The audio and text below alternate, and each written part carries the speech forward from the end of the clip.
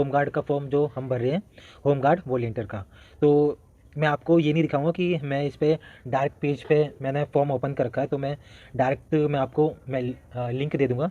Link में आपको जाना है, जाने के बाद आपको ये फॉर्म जो है ये ओपन हो जाएगा, तो आप उसमें जाके फॉर्म भर सकते हैं। बात करते हैं इसमें एप्लीकेशन नेम।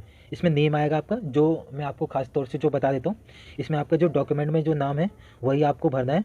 उसके बाद आपकी इसमें जो मेल आईडी आएगी, मेल आईडी आएगी जो आपकी मेल आईडी होती है। उसके बाद आपको इसमें जो है फादर नेम, हस्बैंड नेम, जो भी आपका सूटेबल लगता है आप उसको भरना है। उसके बाद इसमें आते हैं कैटेगरी। आप देख सकते हैं, आप जिस कैटेगरी से हैं आप वो कैटेगरी सेलेक्ट कर सकते हैं। बाकी ये जेंडर है, जेंडर आप मेल फीमेल जो दोनों हैं। और आपको एक बार और आपको इसको ये देखना है, जिसमें जो हाइट जो भरनी है इसमें इसमें सेंटीमीटर में भरनी है, यानी कि 164, 65 या 70 जितनी भी है, तो उसके बेसिस पे ही लिखना है आपको। 100 जितनी भी आपकी सेंटीमीटर है तो उसमें ही आपको हाइट लिखनी है। और इसमें आपको तीसरा कॉलम आता है इसमें मोबाइल नंबर का।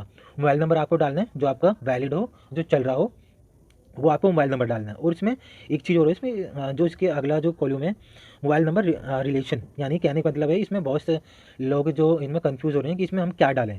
इसमें आपको डालना है जो आपका जो नंबर, आपने जो पहले जो नंबर डाला है वो किसका नंबर है, तो आपको वो डालना है। जैसे कि वो नंबर जो है आपके, जैसे कि फादर का है या ब्रदर का है या आपका खुद का है। तो यदि खुद का नंबर है तो इसमें आपको सेल्फ डालना है, और कुछ नहीं डालना, सिर्फ सेल्फ डालना है। उसके बाद ये आधार कार्ड डालना है, आधार कार्ड नंबर है जो आपका है वो डालना है।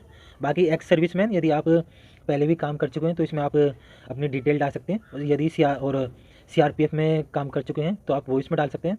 और बर्थ डेट आपको इसमें वो आ जाएगी।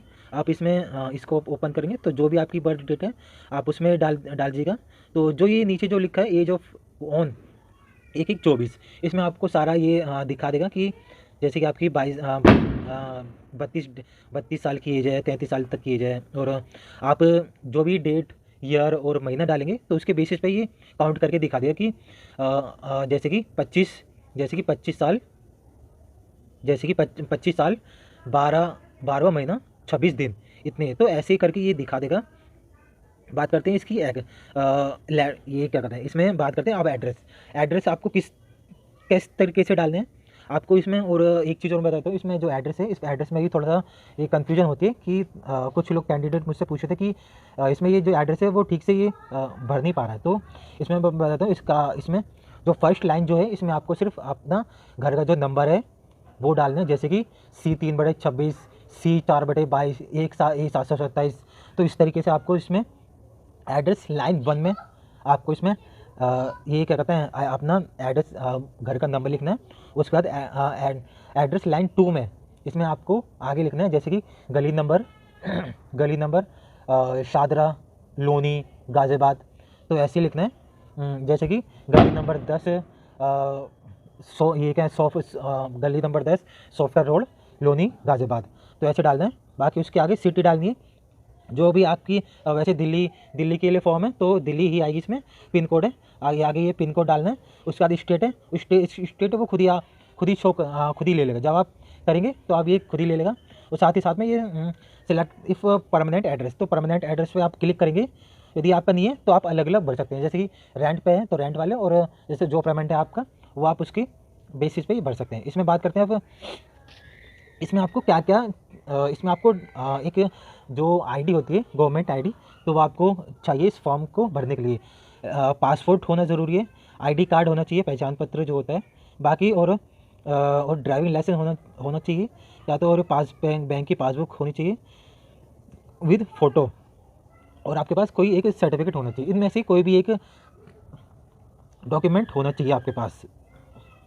बाकी ये मार्क है, यदि आप इन पे क्लिक करते हैं तो आपको ये क्या वही आ गई, ये क्या डिटेल आपको शो हो जाएगी नीचे। जैसे कि ये है, जैसे कि आप भरते हैं तो जैसे कि देखिए मैंने ये ऐसे क्लिक करा तो यहाँ पे नंबर आ गया, तो नंबर आके आपको इसमें ड्राइविंग लाइसेंस का नंबर डाल देना है। तो ये आपको बात करनी है। अब बात करते हैं इसकी एजुकेशन में। आपने 10th करिए, 12th करिए, ग्रेजुएशन करिए, जो भी आपको करनी है, आपने यहाँ पे सबसे पहले इसमें एग्ज़ामिनेशन, सब्जेक्ट ऑफ एग्ज़ाम, यानी कि आपके जैसे कि 10th में आपने आपके पास कौन कौन सी सब्जेक्ट थी, तो वो आपको सब्जेक्ट इसमें भरने हैं। बाकी बोर्ड बोर्ड कौन सी थी, डायरेक्ट जाहिर सी बात है आप दिल्ली वाले हैं तो दिल्ली वालों के लिए सीबीएसई के लिए।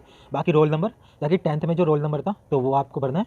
और यहाँ पे जो है ईयर, यानी कि कौन से सन में आपने करी थी, 12, 22, 24 या जब भी।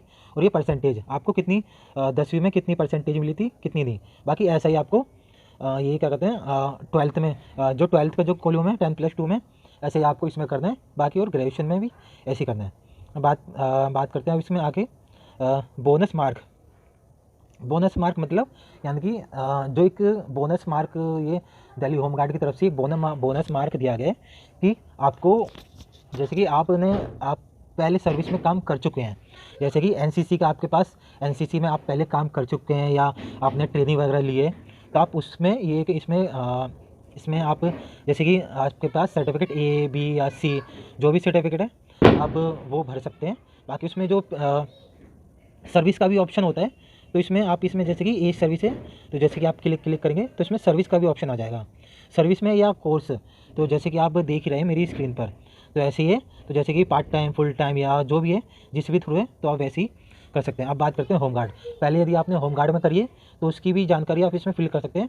बस सिविल डिफेंस वाले में यदि जैसे कि आप सिविल डिफेंस में आपने करिए तो आपके पास ये जैसे कि पीरियड आ जाएगा। पीरियड इसमें ये बताया गया है, इसमें थोड़ा फॉर्म भरते समय इसमें थोड़ा कंफ्यूज हो रहे हैं लोग, इसमें पीरियड हम क्या डालें। पीरियड हम वो डालें जो हमारे पास 3 साल का जो सिविल डिफेंस का जो 3 साल का जो वैलिड सी फॉर्म होता है, इसमें हम वो डालें या सर्विस डालें कि हमने कितना टाइम करा है। इसमें साफ तौर से लिखा गया कि सर्विस पीरियड, यानी कि आपने जैसे कि 1 साल सर्विस करिए, 2 साल सर्विस करिए या 3 साल सर्विस करिए, तो वो आपको इसमें डालनी है। जैसे कि आपके पास वो वैलिड आपके पास प्रूफ भी होना चाहिए, यानी कि जैसे कि रजिस्टर्ड, या जैसे कि बाय डॉक्यूमेंट आपके पास वो सबूत होना चाहिए। जैसे कि सरकार के जो डाटा जो है उसके पास भी आपके पास होना चाहिए कि आपने इतने साल काम करा है, 1 साल, 2 साल या 3 साल, तो वो आपको पीरियड इसमें डालना है। जैसे कि मैं भी इसमें पहले सिविल डिफेंस में काम कर चुका हूँ, तो सिविल डिफेंस में मैंने भी लगभग 2 साल काम करा है, तो 2 साल का मैंने इसमें ग्रुप मैंने डाला है। तो मैंने वैसे मेरे पास इतना मुझे तो वैसे इसकी ज़्यादा जानकारी है नहीं कि सरकार के पास इसके जो मैंने जो सर्विस करी है का वर्क करा है सिविल डिफेंस में, उसके पास उनका प्रूफ है या नहीं है। तो लेकिन हाँ, मैंने जितने टाइम काम करा है उतने की मैंने इसमें सर्विस डाली। मैंने 2 साल काम करा तो 2 साल की सर्विस डाली। बाकी यदि वो लोग चेक करते हैं तो चेक करके वो लोग चेक कर सकते हैं, क्योंकि उनके पास डाटा होता है। जो हम जैसे कि ड्यूटी जो हम होती है हमारी, जो हम ये क्या भरते हैं, जो अटेंडेंस जो लगाते हैं, अटेंडेंस वो रजिस्टर्ड हो जाती है और एक गवर्नमेंट डाटा में एक रजिस्टर्ड हो जाती है। तो उसके बेसिस पे आप चेक कर सकते हैं, या जब भी लास्ट में आप जाएंगे, आपके डॉक्यूमेंट चेक होंगे तो आप वहाँ पे आप बता सकते हैं, उनको बोल सकते हैं कि आप डाटा चेक कर सकते हैं, मैंने इतने टाइम काम करिए, 2 साल, 3 साल या 1 साल। तो ये है इसका जो एक सही तरीका है इसका भरने का। बात करते हैं इसमें 3 डॉक्यूमेंट मांगे हैं भरने के लिए। इसका जो पहले जो डॉक्यूमेंट है वो फ़ोटो है।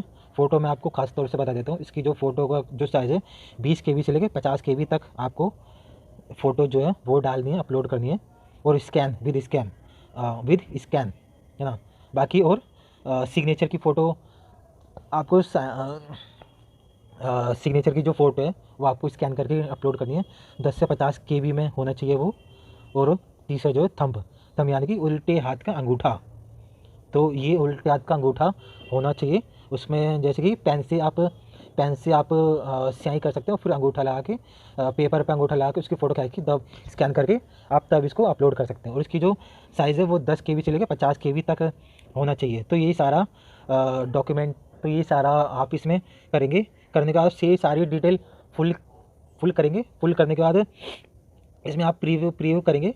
तो प्रीव्यू करने के बाद आपको सारी चीज़ें आपको आ जाएगी कि आपको सारी चीज़ें क्या सारा एक्यूरेट यदि ओके है तो आपको सबमिट हो जाएगा। सबमिट होने के बाद आपको लास्ट में यदि आप कैटेगरी से हैं, यदि जर्नल से, तो आपको फिर पेमेंट का ऑप्शन दिया जाएगा। पेमेंट का ऑप्शन होने के बाद आपको पेमेंट करनी पड़ेगी। पेमेंट करने के बाद आप स्लिप भी वो डाउनलोड कर सकते हैं। और लास्ट में इसका जो प्रिंट आउट होगा, प्रिंट आउट आपको डाउनलोड करना है। डाउनलोड करने के बाद वो आपको अपने पास रखना है PDF के तौर पे, और जहाँ पे आपका फिजिकल टेस्ट या कुछ भी होगा वहाँ पे आपको जाना है, जाके दिखाना है और वो अपने पास रखना है। तो मेरी वीडियो के ज़्यादा बोर मत होइए, तो ये सारी मेरी मेन इन्फॉर्मेशन है। तो दिल्ली होमगार्ड की भर्ती के लिए 10,287 पोस्ट है। 13 फरवरी 2024 को ये क्लोज हो जाएंगी। इसकी जो लास्ट डेट है, तो जाइए जितना जल्दी हो सकता है उतना जल्दी फॉर्म भरिए। और 10,000 की वैकेंसी है, तो 10,000 में एक नंबर तो हम ला ही सकते हैं। तो मेरी वीडियो देखने के लिए धन्यवाद। मेरे